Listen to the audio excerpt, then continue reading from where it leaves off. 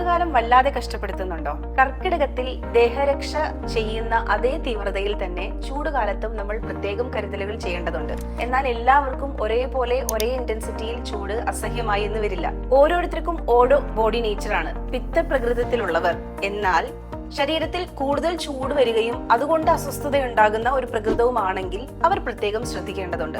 അവരെപ്പോഴും ഹൈഡ്രേറ്റഡ് ആയിട്ടിരിക്കണം. അവർക്ക് സ്കിൻ റാഷസും ദഹന സംബന്ധമായ ബുദ്ധിമുട്ടുകളും കൂടെ ചൂടുകാലത്ത് തലവേദനയും അങ്ങനെ പ്രത്യേക ബുദ്ധിമുട്ടുകൾ കാണാറുണ്ട്. അത് അവരുടെ ശരീരത്തിലെ കൂടുതൽ ചൂട് പുറന്തള്ളതുകൊണ്ടാണ്. കൃത്യമായ ഡയറ്റിലൂടെ ശരീരത്തെ തണുപ്പിക്കുന്ന രീതിയിലുള്ള ഭക്ഷണങ്ങൾ, ഫോർ എക്സാമ്പിൾ ബട്ടർ മിൽക്ക് കുടിക്കുന്നതും കരിക്ക് വെള്ളം കുടിക്കുന്നത്, കരിമ്പിൻ ജ്യൂസ് കുടിക്കുന്നത്, ബാർലി തിളപ്പിച്ച വെള്ളം കുടിക്കുന്നത്, ഇതെല്ലാം ഏതെങ്കിലും ഒന്നോ രണ്ടോ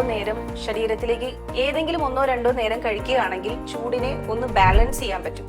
പിന്നെ വളരെ ചൂടുള്ള സമയത്ത് പുറത്ത് യാത്ര ചെയ്യാതെ അത് ഒഴിവാക്കിയാലും കുറെ ബുദ്ധിമുട്ടിനെ കുറയ്ക്കാൻ പറ്റും. വേറെ ശ്രദ്ധിക്കേണ്ട കാര്യം, ശരീരത്തിൽ ചൂട് തരുന്ന ഭക്ഷണങ്ങൾ, മുതിര, ഡ്രം സ്റ്റിക്സ്, എള്ള്, ഇങ്ങനത്തെ ശരീരത്തിൽ ചൂടുണ്ടാക്കുന്ന ഭക്ഷണത്തിൽ പൂർണ്ണമായും ഒഴിവാക്കുകയും ചെയ്യണം.